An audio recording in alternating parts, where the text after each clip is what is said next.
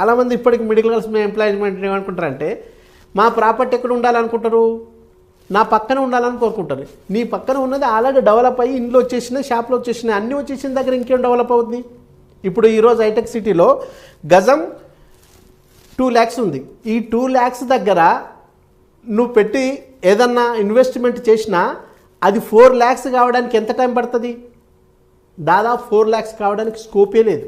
ఎందుకంటే ఒకనొక దశకు వచ్చిన తర్వాత స్టాగ్నేట్ అవుతుంది.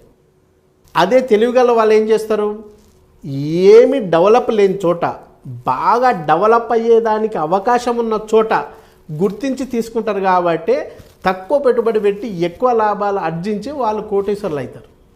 కానీ మిడిల్ క్లాస్ వాళ్ళు ఏం చేస్తారు, వాళ్ళకి దీని మీద సంపూర్ణమైన అవగాహన లేకపోవడం వల్ల వాళ్ళ చుట్టుపక్కలే తీసుకోవాలనుకుంటారు.